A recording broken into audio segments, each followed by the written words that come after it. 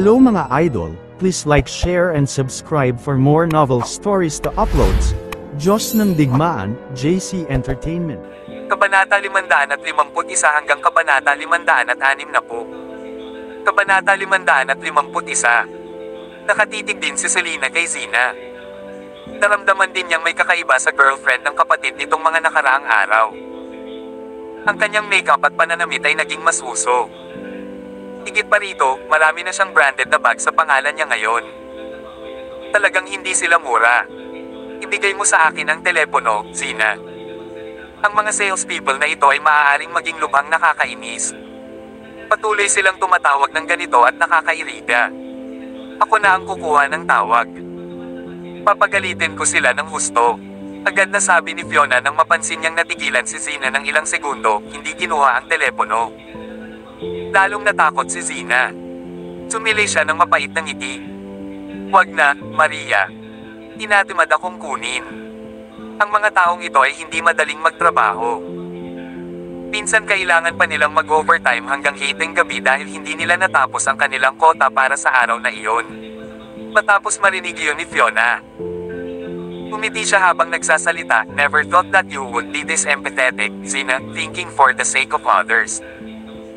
Dali na kayong lahat, kumain na lang tayo at uminom. Don't need to pick up such harassing calls kung ayaw mo. Tama iyan. Uhusan kita ng baso, ma. Nakahinga ng maluwag si Zina. Tumayo siya at nagsali ng isang baso ng alak para kay Fiona. Sa sandaling ito, sa wakas ay tumigil sa pagring ang kanyang telepono. Hindi mapakali si Jack tungkol dito. Tinimulan niyang basta-basta magpakasawa sa kapistahan sa harap niya. Gayunpaman, hindi na muling tumunog ang telepono sa natitirang bahagi ng pagkain. Nang matapos silang kumain ay bumalik na silang lahat. Bumalik sina Jack at Selena sa kanilang silid at isinara ang pinto. Doon lang sinabi ng una, may kakaiba kay Zina. Tumanggaw si Selena. Talagang wala siyang silbi. Kahit anong mangyari, hindi ako papayag na pakasalan niya ang kapatid ko.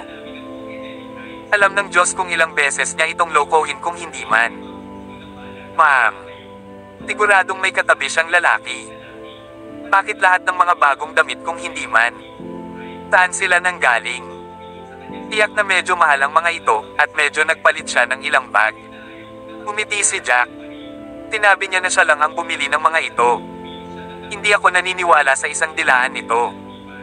Bakit hindi siya naging ganito ka-extravagant noon kung marami siyang pera? Hindi siya ganoong klase ng babae na nag-ipon din ng pera noon. Kung ganoon, ano ang gagawin natin? Hindi ka pinaniwalaan ng kapatid ko noong huli naming nalaman na may balak siyang lokohin ang pera ng magulang ko sa barkada niya. Sa halip ay pinaniwalaan niya ito. Talagang iniisip ko na napakadaling paniwalaan niya. Umunat ang noo ni Selena. Nakakapagtaka kung hindi siya nagdurusa sa anumang pagkalugi sa piling ng babaeng ito sa kanyang pagiging mapaniwalain. Mukhang pera talaga ang babaeng ito. I'm telling you, naisipan kong patayin siya nung hinahabol ko yung mga motor robbers. But I spared her, seeing that she's a woman and your brother's girlfriend, so I told her to scram. Hindi mo akalain na magkakaroon siya ng lakas ng loob na bumalik sa tabi ng iyong kapatid. Gayunpaman, tila hindi siya nagbago ng lahat ng maglahon. Akala ko ay babalik na siya ng bagong dahon at talagang nais na makasama ang iyong kapatid. Sino ang nakakaalam na hindi niya binago ang kanyang mga spot sa paghusga mula sa ilang araw na ito? Naikuyom ni Jack ang kanyang mga daliri sa mga kamao. Sumili ang yelo sa kanyang mga mata. Dahil napakadaling paniwala ng kapatid mo, dapat patayin ko na lang si Zina. Humanap ka lang ng pagkakataon at tapusin mo na siya. Sa ganitong paraan, kailangang isuko siya ng iyong kapatid. Nagulat si Selena nang marinig iyon. Hindi pwede. Girlfriend pa rin siya ng kapatid ko, at papatayin namin siya dahil hinala namin na may kasama siyang ibang lalaki. Paano kung mali tayo? At saka, sinabi ko na sa iyo na hindi ito ang larangan ng digmaan. Itigil ang pagsisikap na gamitin ang iyong mga kamao upang malutas ang bawat solong problema. Nakaramdam ng hiya si Jack. Napakabait at mapagbigay pa rin ang kanyang asawa. Kung gayon, ano ang dapat nating gawin? Pakikinggan kita. Malumanay siyang nagsalita, pagkaraan ng ilang segundong tumahimik. Kabanata 552. Ma'am. Siya ang babaeng mahal na mahal ng kapatid ko kung tutusin. Magagalit siya kung papatayin mo siya. At baka may gawin siyang katangahan sa sarili niya. Sabi ni Selena kay Jack pagkatapos ng ilang saglit na katahimikan. Tumango si Jack. Tama iyan. Naisip ko rin ito. Kaya naman sinabi ko sa kanya na mag-scram siya sa huling pagkakataon. Tino ang nakakaalam na ang babaeng ito ay magiging sobrang manipulative. She even said that I'm taking revenge on her by slandering her because she had against me before. At sinabi niya na siya ang biktima. Kung gayon, kailangan nating mag-isip ng paraan para makakuha ng ebidensya ng pakikipagrelasyon ni Zina. Mas maganda kung mahuli siya ng kapatid ko sa aksyon at madudurog ang puso niya. Hayaan natin siyang magpasya kung hahayaan natin siyang mabuhay pagkatapos nito. Ano sa tingin mo? Sabi ni Selena pagkatapos niyang mag-isip. Sige. Tama ka, mahal. Napaisip si Jack, sa kanya pinag-aralan ng asawang nakasuot ng sexing pantulog. Hindi niya maiwasang mapangiti ng masama. Mahal, si Kylie ay may sariling silid ngayon, sabi niya. Wala na tayong dapat alalahanin pa, di ba? Namula ang mukha ni Selena sa isang iglap, gulat ang bumalot sa puso niya. Mabilis niyang inilibot ang paningin sa kanya. Bakit mo iniisip ang lahat ng mga bagay na ito? Sabi niya, nahihiya sa tono. Seryoso, lahat ng lalaki ay napaka-pervert. Hindi alam ni Jack kung matatawa o maiiyak. Anong ibig mong sabihin lahat ng lalaki ay pervert? Sabi niya sabay ngiti ng mapait. Hindi kita ginalaw sa lahat ng 5 taon na ito. Sumibaw lang kalokohan sa loob ni Jack nang mapansin niya ang mahiyaing mukha ni Selena. Kumuha siya ng 2 hakbang pasulong at winalis ang dilag sa kanyang harapan sa isang bridal carry. Pumabog ang puso ni Selena sa kanyang dibdib. Siya ay isang ina, ngunit ang insidente 5 taon na ang nakalipas ay isang matapat na aksidente. Halos hindi niya maalala ang nangyari noong gabing iyon. Gayunpaman, siya ay isang matandang babae. Siyempre, gusto niya ng isang lalaki na makapagpapanatiling ligtas at mainit sa kanya. Gayunpaman, hindi siya isang taong naglalaro. Kaya naman nanatili siyang malinis sa loob ng 5 taon na ito, umaasa na babalik si Jack at umaasa na magiging mabuting asawa at ama siya. Isusuko niya ang lahat sa kapalaran hanggat si Jack ay naging isang nagtatrabahong miyembro ng lipunan at hindi isang hamak na kinuha mula sa landfill. Ngunit hindi niya naisip na hindi lamang magiging mabuting ama si Jack, ngunit isa rin itong mas mabuting asawa at isa siyang bayani sa digmaan. Talagang nahulog ang loob niya sa kanya, 1 buwan lamang pagkatapos nitong bumalik. Ngayon ay gusto niyang ibigay muli ang lahat sa kanya. Dahan-dahan siyang inihiga ni Jack sa kama na para bang hinahawakan niya ang marupok na China. Kinagat ni Selena ang kanyang mapupulang labi.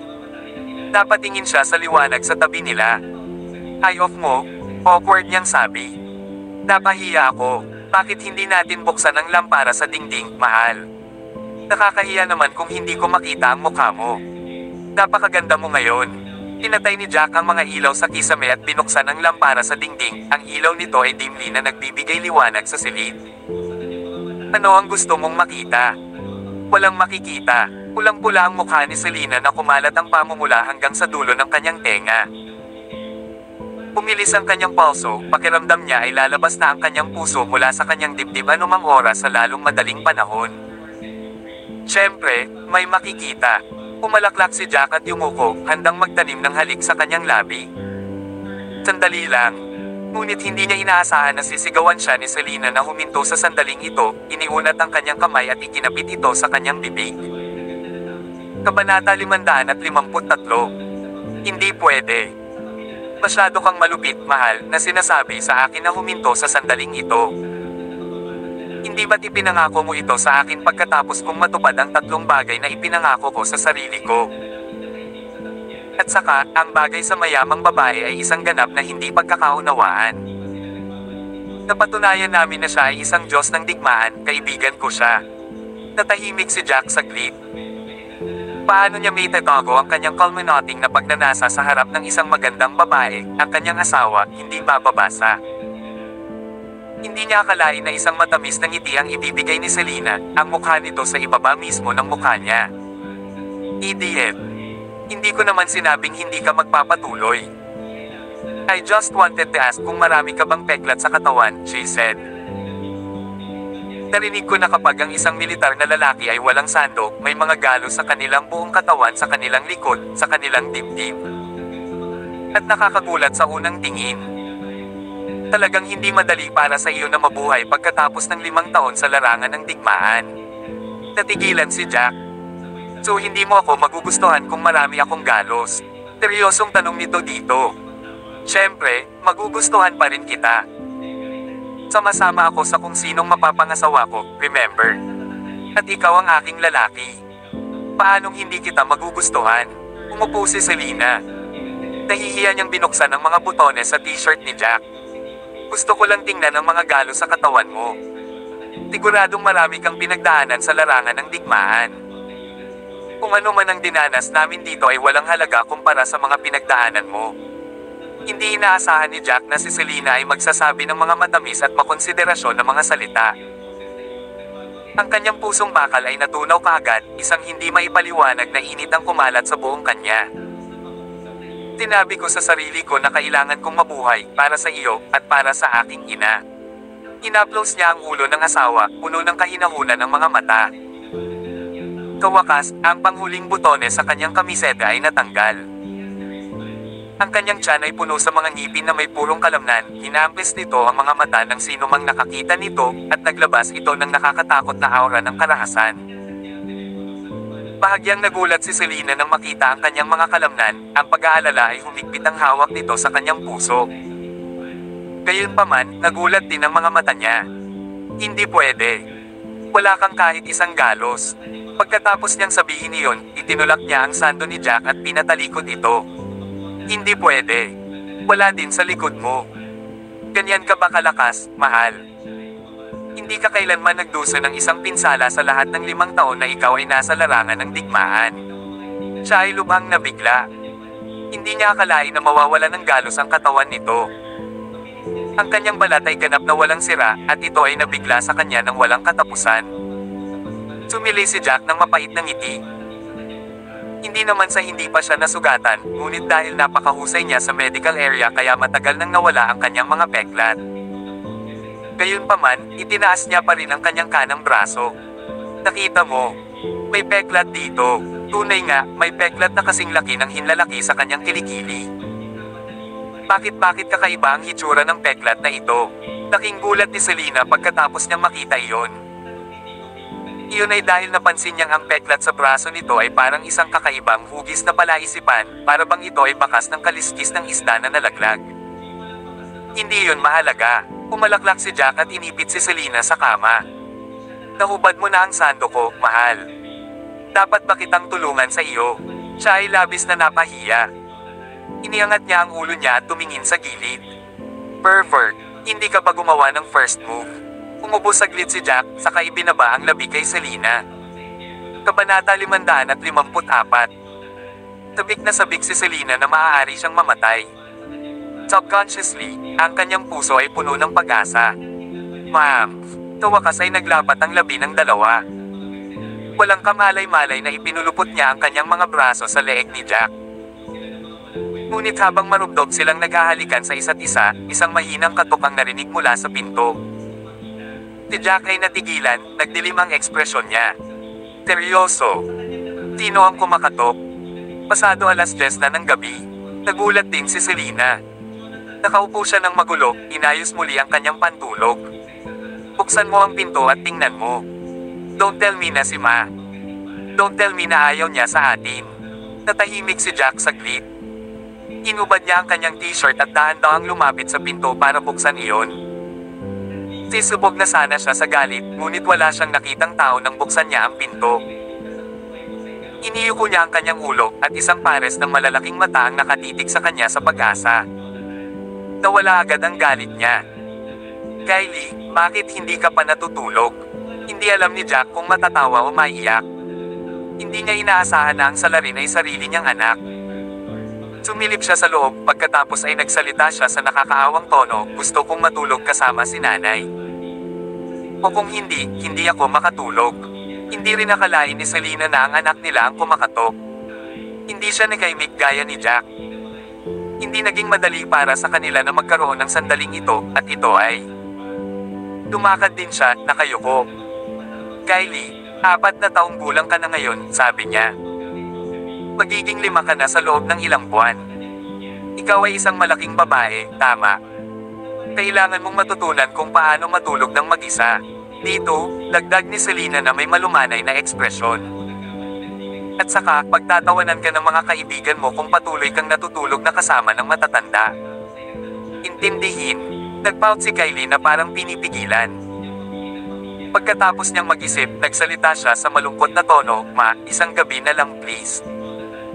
Matutulog akong mag-isa bukas, okay? Oo, okay. Matutulog kang mag-isa bukas, at pupunta ako para magkwento sa iyo bago matulog." Sige, tad ni Selena habang nakatingin sa anak. Sige, masayang tumango si Kylie. Pagkatapos ay tumingin siya kay Jack, bahagyang natakot, "Tay, maaari ba akong matulog sa inyong dalawa?" Hindi niya alam kung matatawa ba siya o maiyak. Ang mukha ng kanyang anak na babae ay diretsyong nakatunaw sa kanyang puso. Paanong hindi siya pumayag?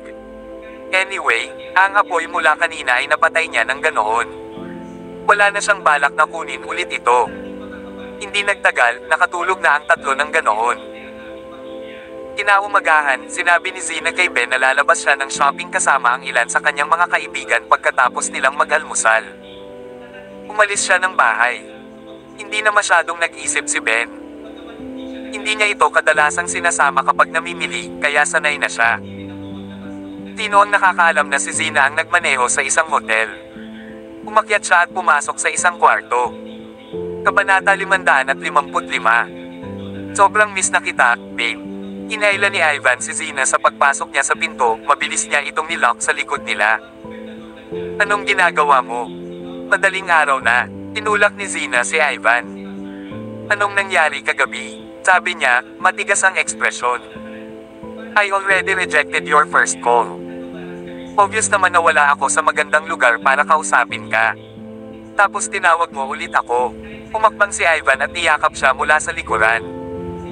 I was thinking of you, and I just wanted to invite you over some wine. Napagtanto ko lang nang hindi mo sinagot ang pangalawang tawag. Dito, curious na tanong ni Ivan, "Tell me, what was going on last night? Bakit hindi mo matanggap ang tawag ko? Kumakain kami sa labas nang tumawag ka. Nandoon ang buong pamilya. At si Jack ay dapat magkaroon ng isang pang-anim na kahulugan o isang bagay." Naramdaman niya agad na may nangyari dahil lang sa tinanggihan ko ang unang tawag mo. Tinanong niya kung bakit tinanggihan ko ang tawag, at sinabi ko sa kanya na isa lang itong panliligalig na tawag sa telepono mula sa lahat ng ahente ng ari-arian na iyon. At pagkatapos ay gusto niyang hayaan ko siyang makita ang tumatawag. Galit na galit ako. Galit na napabuntong hininga si Zina, kung mabagal lang ako at hindi nagalit sa sarili ko, at kung hindi maniwala sa akin si Ben, nahuli na sana ako. F-sick. Ang hirap talagang basagin ng lalaking iyon. Paano ngang taulinis niya? Ipinulupot ni Ivan ang kanyang mga daliri sa isang kamao. Pinag-isipan niya ito at sinabing, mukhang kailangan na natin siyang alisin sa lalong madaling panahon. Handa na ba tayo gumawa ng hakbang? I also think na malaki ang chance na malaman niya ang tungkol sa amin kung magkakaganito. Dapat tayong kumilos ng mabilis. At saka, tapat kong sinasamahan si Ben sa bahay nitong mga nakaraang araw, at ginagampanan ko ang papel ng isang masunuring kasintahan. Parang nagbago na rin ang ugali nila sa akin. Bukod sa lalaking pinaghihinalaan ako kagabi, syempre. Pagkasabi nun ni Zina, kinausap niya ulit si Ivan. Huwag mong kakalimutan, Ivan. Aalis na ako kay Ben pagkatapos kong maibigay kay Jack ang gamot at sasamahan kita. Tinabi mo sa akin na idedeclare mo na girlfriend mo ako sa harap ng buong pamilya Taylor. Huwag kang mag-alala. Ang tagal kong hinintay ang araw na ito. Tumawa si Ivan at nilaibot ang mga kamay sa baywang niya. At saka, inaabangan ko ang malungkot na ekspresyon sa mukha ni Ben kapag nalaman niyang girlfriend kita. Napaka-loser niya, talaga. Mabuti. Natatakot pa rin ako na baka hindi mo na ako gusto pagkatapos mo akong gamitin. Biglang kumilos si Zina na may pagkakokete sa paligid niya. Sa kanya inika at patalikod ang katawan niya at idiniin ito sa katawan niya. Oh, tama. Zina, kailangan mong sabihin sa akin kung ano ang kanilang ginagawa kamakailan. Kung si Sharon ay bumisita kay Jack, halimbawa, o hinahanap siya niyang Master Wilson upang mag-high ganti. O kung hinahanap siya ng ibang Kings of War o military big shots. Sabihin mo sa akin ang lahat, okay? Binigyan ni Ivan ng maalab na halik si Zina. Huwag kang mag-alala. Hanggang mamatay si Jack, hindi lang kita i-announce bilang girlfriend ko, pero mag-o-organize din ako ng grand wedding, paalala niya. Paano kung ganoon? At dadalhin kita sa Maldives para sa ating honeymoon. Talaga. Iyan ay kahanga-hanga. Mahal na mahal kita, mahal na asawa. Tuwang-tuwa si Zina nang marinig iyon. Ipinulupot niya ang kanyang mga braso sa leeg ni Ivan at binigyan siya ng isang mapusok na halik. Tinatawag mo na akong asawa. Mabuti. Tumawa si Ivan at binuhat si Zina papunta sa kama. Si Zina ay isang taong mukhang pera sa kaibuturan, ngunit mayroon siyang magandang katawan. Gayunpaman, matagal nang naisip ni Ivan na makakahanap siya ng 7 o 8 mistress pagkatapos niyang ikasal. Ang inaasam-asam ay tila magagawa. Ang isang babaeng tulad ni Zina ay mapapatahimik hanggat binigyan siya ng pera. Wala siyang pakialam kung may relasyon siya mamaya. Kabanata 556. Si Zina na katatapos lang ihagis sa kama ay parang biglang may naisip ng marinig ang salitang Monimon. Tama, tahan na, Ivan, bigla niyang sabi. May kailangan talaga akong sabihin sa'yo. Oo, natigilan si Ivan. Huwag mong sabihin sa akin na may kinalaman ito kay Jack. Tama iyan. Bibigyan daw niya ng surprise si Selena sa kanyang kaarawan. Tinabi pa niya na mag-o-organize siya ng birthday party na magpapadala ng mga alon sa buong lungsod. Idinagdag ni Zina, ito ay isang bagay na dapat mong malaman, hindi ba? Tama iyan. Isang buwan na lang bago ang kaarawan ni Selena.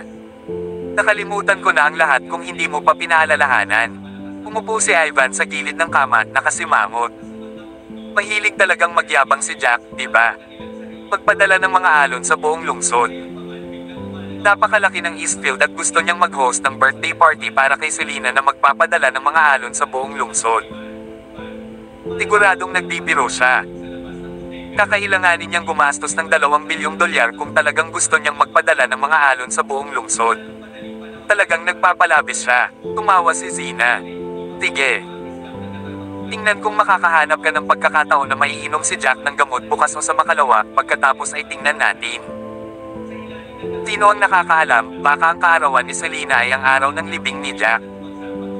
Inaabangan ko talaga. Tumawa si Ivan, at sa kanya inipit si Zina sa kama, hindi na niya ito napigilan pa. Hindi mo ba naramdaman na kakaiba ang kinikilos ng iyong kasintahan? Ben. Lumapit si Selena pagkatapos niyang mapansin si Ben sa hardin na mag-isa, walang ginagawang paglalaro sa kanyang telepono.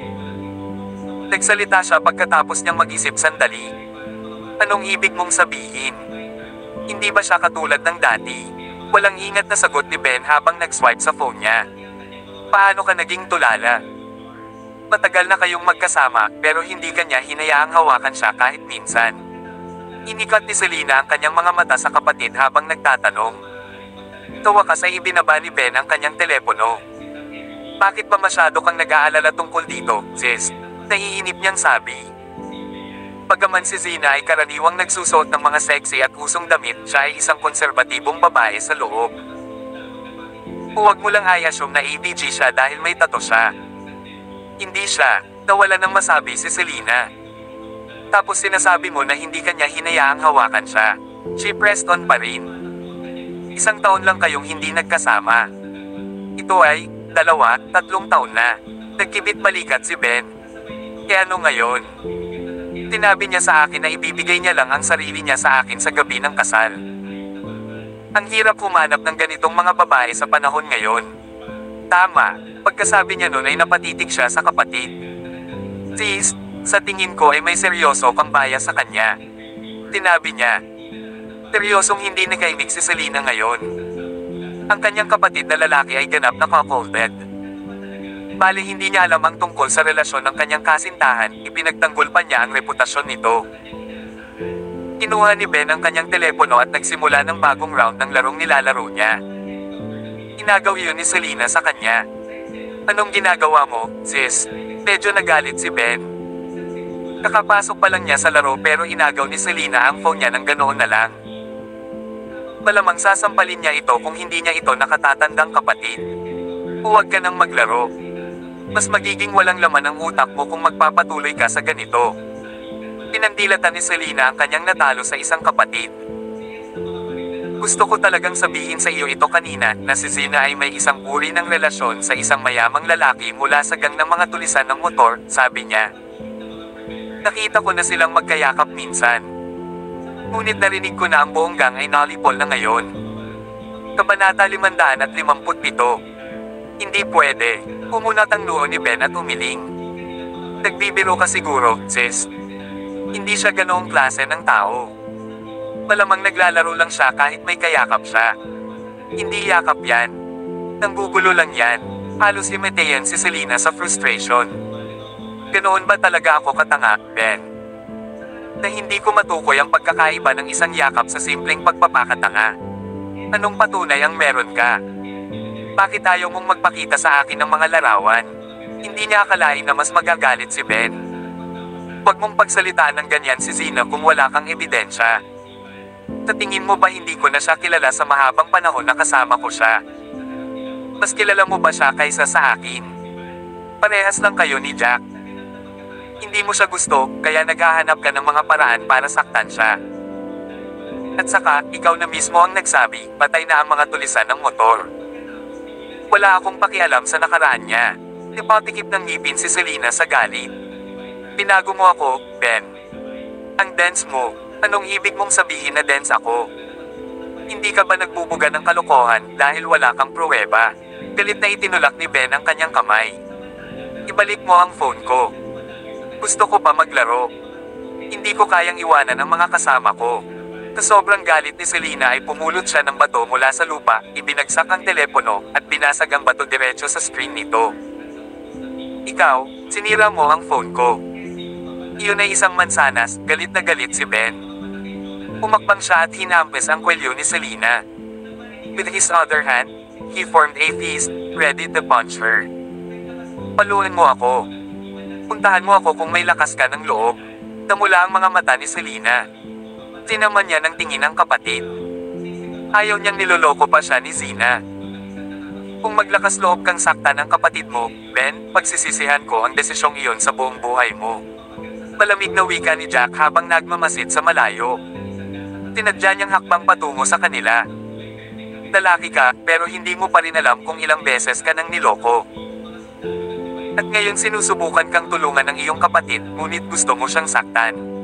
Binitawan lamang ni Ben ang kanyang kapatid nang marinig niya ang lahat ng ito. Pagkatapos ay tinapunan niya ng masamang tingin si Jack. May ebidensya ka ba, Jack? Hindi kita mapapatawad kung magsalita ka ng kahit anong kalokohan. Gusto mo ng proof? Ayos lang. Hahanap ako ng patunay. Sinasabi ko sa iyo ngayon na sisiguraduhin kung makikita mo ang patunay para sa iyong sarili balang araw. Nakangiti si Jack habang nagsasalita. Sige. Bibigyan kita ng 1 buwan. Sa loob ng 1 buwan, bago ang kaarawan ng aking kapatid na babae, kunin mo sa akin ang patunay. At kung hindi mo gagawin, ano ang mangyayari? Pinandilatan ni Ben si Jack at nagngangalit ang kanyang mga ngipin habang nagsasalita. Ang kanyang mga mata ay namumula sa mga sulok. Siyempre, maaari mong gawin ang anumang gusto mo sa akin kung hindi ko makuha ang ebidensya. At bibigyan kita ng $50 milyong. Seryoso rin ang ekspresyon ni Jack. Pero kung makuha ko ang ebidensya at mahuli siyang may kasamang ibang lalaki, hahayaan mo ba akong gawin ang anumang gusto ko sa kanya? Kasama ang pagpatay sa kanya. Sige sa akin. Huminga ng malalim si Ben. Ako mismo ang papatay sa kanya kung mapatunayan mo na niloloko niya ako. Tinabi niya. Hindi mo kailangan gawin ito. Lahat tama. Talagang kikilalanin kita bilang isang lalaki kung gayon. Tumanggaw si Jack. Kailangan niyang marinig iyon kay Ben. Kabanata 558. Pag-isipan mong mabuti, Ben. Naging kakaiba ba siya nitong mga nakaraang araw? Hindi man lang siya naglakas loob na sagutin ang tawag kagabi. Sa tingin mo ba ito ay isang panliligalig na tawag sa telepono mula sa isang ahensya ng pag-aari? Sa tingin ko may kahinahinalang nangyayari. Pangalawa, medyo marami na siyang branded na bags lately. Dapat ang mga ito ay nagkakahalaga ng hindi bababa sa 10,000 bawat isa, at ang kanyang mga damit ay medyo mahal din, at medyo marami na ang nabili niya. Hindi niya ginawa ito dati. Isang hakbang pasulong si Selena. Gusto mo talagang magpakasal sa kanya, at seryoso ka tungkol dito, seryosong sabi niya kay Ben. Pero remember how she mumbled and twisted her words last night when you said you want to get married early? Parang hindi man lang siya masaya sa akin. Inala ko may ibang lalaki siya sa labas. Wala akong pakialam. Kailangan ko ng patunay. Isirain niyo na lang siya kung wala. Galit na galit si Ben. Kinuha niya ang phone niya. Kakabili ko lang ng phone na ito. Nagkakahalaga ito ng ilang libong dolyar. Eto 7 o 8,000. Sige at bumili ng bagong telepono. Ngunit huwag huminga ng isang salita tungkol sa kung paano namin siya pinaghihinalaan, okay? At kailangan mong makipagtulungan sa amin kapag sinabi rin namin sa iyo. Ganyan tayo kukuha ng ebidensya. Kumuha si Jack ng isang balumbon ng pera mula sa kanyang wallet at itinulak ito kay Ben pagkatapos niyang isipin iyon. Huwag kang mag-alala. Naniniwala ako na hindi ka makakahanap ng patunay. Umiti si Ben at umalis pagkatapos kunin ang pera. Jeez. Mukhang baliw talaga ang kapatid mo sa babaeng iyon. Isang buntong hininga ang pinakawalan ni Jack na parang wala sa sarili.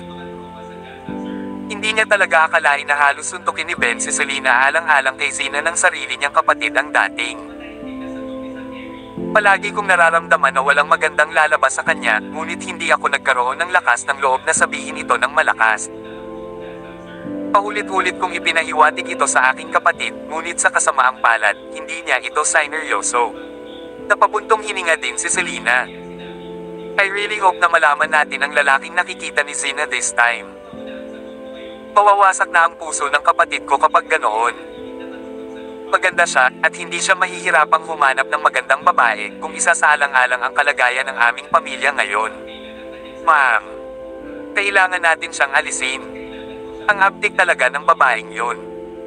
Napakadaring at makamandag niya. At tuso siya. Halos kumakain ng mga magulang mo sa kamay niya. Tumango si Jack at tinignan ng oras. Tere na, mahal. Gabi na. Kailangan na nating pumasok sa trabaho. Sige, tumango si Selena. Mabilis na sumakay ang dalawa sa sasakyan at nagmaneho papunta sa trabaho. Sa sandaling iyon, siyang Master Wilson ay nasa tirahan ng pamilya Wilson. May IV drip sa tabi niya na nagbobomba ng mga likido sa kanya. Habang iniisip niya iyon, mas lalo siyang nakaramdam ng torture. Kawakas ay nagising na siya. Gayunpaman, kailangan niyang uminom ng maraming antibiotics. Gayunpaman, ang kanyang mukha ay namamaga pa rin bilang isang baboy. Mukhang mananatili siyang ganito saglit. Galit na galit si Master Wilson kaya naikuyong niya ang kanyang mga kamao, pinagmamasdan ang mukha ng kanyang anak na may bahid ng luha.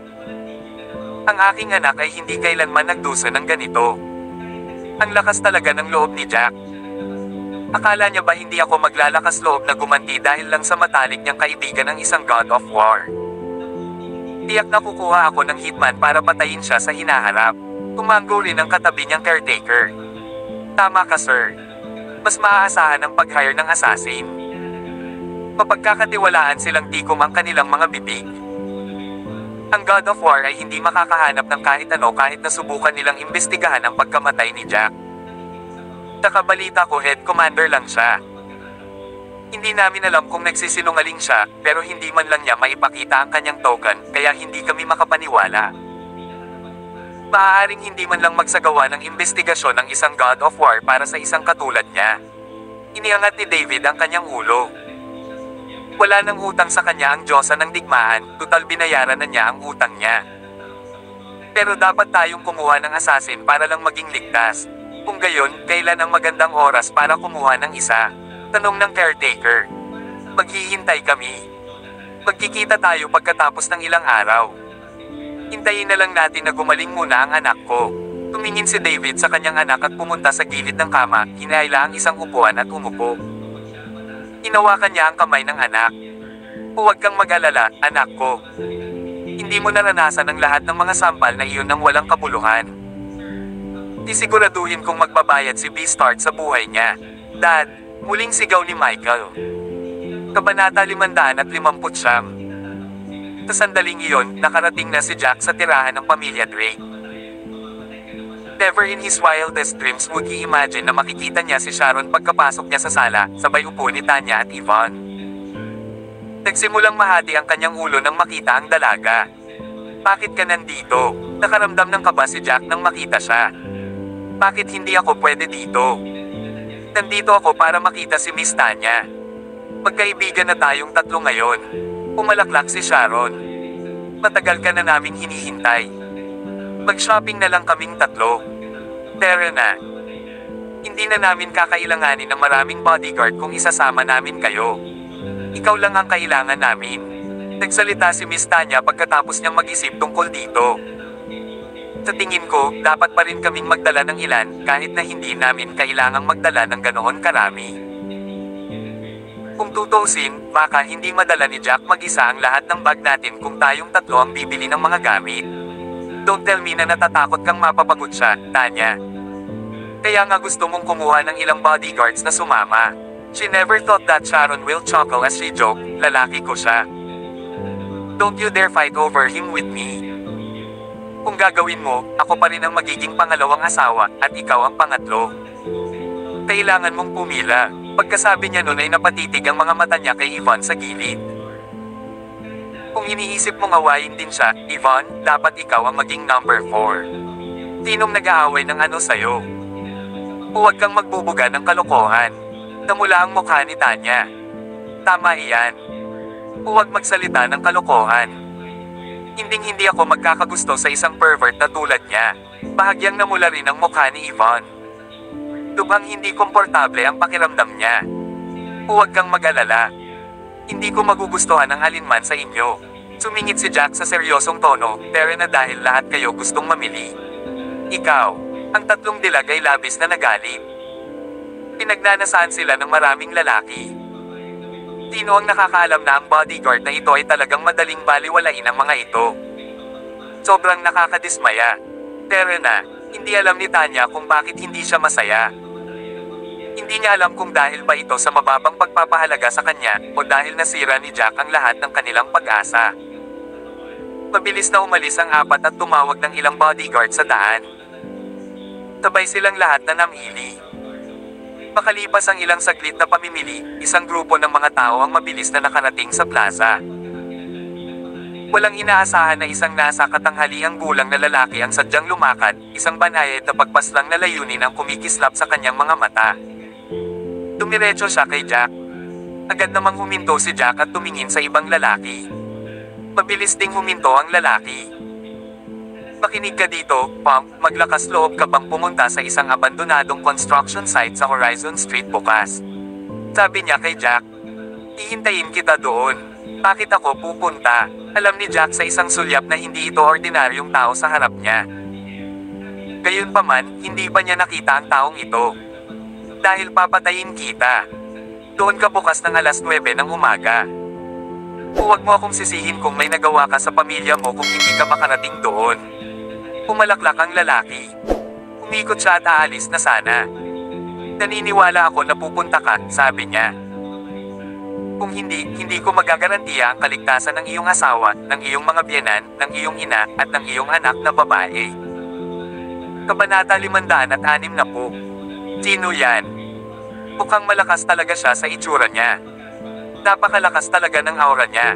Hindi napigil ang sabihin ni Yvonne habang pinagmamasdan ng lalaki na papalayo. Ito ang pakiramdam na ibinigay ng lalaki sa kanya, at ito ay napakalinaw. Sino ang nagmamalasakit? Talagang hinahamon niya ako, kaya siya ay isang tunay na lalaki, kahit na ano. Dahil nagabala siyang sabihin ang lahat ng iyon, wala akong choice kundi pumunta bukas. Isang tipid ng ngiti ang ibinigay ni Jack. Naniniwala ako na malalaman ko kung bakit niya ako gustong patayin kung pupunta ako bukas. Mukhang kalmado ka talaga tungkol dito. Hindi ka ba natatakot na sobrang lakas niya? Medyo nag-alala si Tanya. She added after she thought about it, why don't I get Harvey and Kyle to go along with you, at magdadala rin sila ng ilang lalaki. Mas ligtas sa ganoong paraan. Hindi niya akalain na susuotin pa rin ni Jack ang kanyang walang pakialam at walang pakialam na ekspresyon. Anyway, hindi naman masyadong gagamit ang mga bodyguard mo dyan kung hindi ko siya masusuot. Doon na lang sila bilang kumpay. Sa katunayan, siya ay malamang na itinuturing na pinakamalakas na tao sa loob ng tropa ni Daxia. Kung hindi niya kayang kunin ang lalaki, maaaring si Harvey at ang iba pa ay ihain ang kanilang mga ulo sa isang pinggan kung sila ay pupunta. Nang marinig niya ito, naalala na lamang ni Tanya ang hindi malilimutang eksenang nasaksihan niya noong gabing iyon, nang mapuksa ni Jack ng mag-isa ang 300 lalaki mula sa Eagle Clan. Walang silbi ang pagpapadala kay Harvey at ng iba pa kung hindi sapat ang napakalaking lakas na iyon para talunin ang lalaking iyon. Basta mag-iingat ka ha. Natatakot ako na hindi mo siya matalo. Kung hindi mo kaya, tumakas ka na lang. Mas mabuti na ito kaysa mamatay. Nag-aalala rin si Sharon. Takbo, natigilan si Jack. Masyado kang nag-iisip tungkol dito, sabi niya, may malamig na ngiti sa labi. Pumasok na tayo at mamili. Isiguraduhin kung lubos siyang masisira kung mayroon siyang death wish. Confident ka talaga, no? Sumili si Ivan ng mapait na ngiti. Magiging tiwala ka rin kung mayroon kang lakas. Naglabas ng sigarilyo si Jack at sinindihan ito at hinahila ito ng matagal. Pumasok siya sa mall kasama ang mga dilag sa paligid niya. Wala akong balak pumasok, boss, pero gusto kong manood. Pwede ba? Siya ay tiyak na hindi katugma para sa iyong pagiging malakas. Gusto kong makita ang tunay mong lakas. Pumalaklak si Harvey habang nagsasalita, sinusundan si Jack. Ano ang gusto mong panoorin? Gawin mo lang ang sarili mong trabaho ng maayos. Ika ni Jack habang nagbibigay ng nakakalungkot na ngiti. Ang lalaking nagngangalang Zane ay bumalik muli sa guest house pagkatapos niyang ideklara ang hamon kay Jack. Na-challenge ko na siya. Ihintayin ko siya sa abandonadong construction site sa Horizon Street bukas ng alas 9. Matamlay siyang nagsalita habang nakahiga sa kama.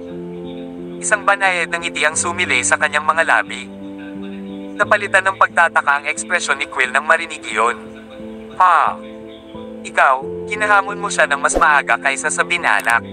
Idiot. Paano kung hindi siya dumating? Kung tutusin, kahit sino ay matatakot mamatay. Anong gagawin mo kung hindi siya dumating? Please subscribe and hit the notification bell for more novel stories. JC Entertainment.